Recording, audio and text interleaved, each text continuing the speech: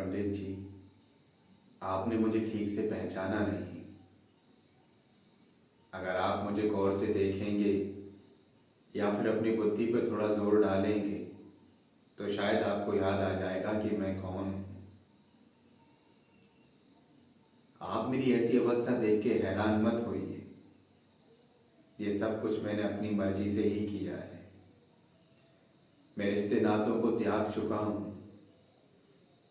अगर आपको कुछ याद आ रहा हो तो बताइए, नहीं तो मैं अपना परिचय देता हूँ कि मैं कौन हूँ और आपसे मेरी कब मुलाकात हुई थी।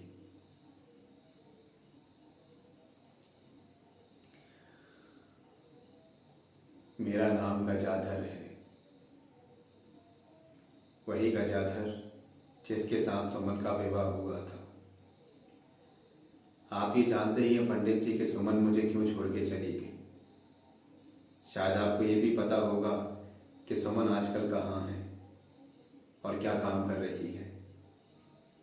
आपको मुझसे भी बहुत सारी शिकायतें होंगी, लेकिन आप ये बात अच्छी तरह से जानते हैं कि इसमें मेरी कोई भी गलती नहीं है। लगातार परेशानी उठाने के बाद मेरे अंदर इतनी हिम्मत नहीं बची थी कि मैं जिंदगी के तूफानों का सामना कर पाता। इसीलिए मैंने मोह माया सबको छोड़ दिया और अब साधु जीवन अपना लिया है। मैं यहीं गंगा किनारे कुटिया में रह रहा हूँ, अपने गुरुजी के साथ में। जब मैं भटक रहा था तब उन्होंने मुझे सहारा दिया, मुझे ज्ञान दिया। तब से मैं उन्हीं के साथ में हूँ।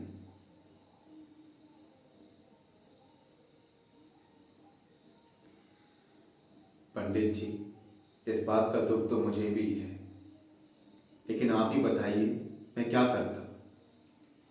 मैं आपके पास भी कई बार आया था, आपने भी सुमन को कई बार समझाया, लेकिन उसने किसी की भी नहीं सुनी। मैं दर दर भटक रहा था, लगातार नुकसान उठा रहा था। मैं जिंदगी से थक चुका था। जिंदगी ने मुझे पूरी तरह से तोड़ दिया था। अब मैं इस अवस्था में बहुत खुश हूं। मुझे कोई शिकायत नहीं है, यहां तक कि सुमन से भी मुझे कोई शिकायत नहीं है। उसे जो ठीक लगा उसने वही किया। पंडित जी, अगर आपके पास समय है तो चलिए हम कुटिया में बैठ के बात करते हैं। यहाँ पास में ही मेरी एक कुटिया है, वहाँ आराम से बैठेंगे। मैं आपको सारा हाल कह सुनाऊंगा और ये भी बताऊंगा कि मैं साधु क्यों बन गया। चलिए, मेरे साथ चलिए।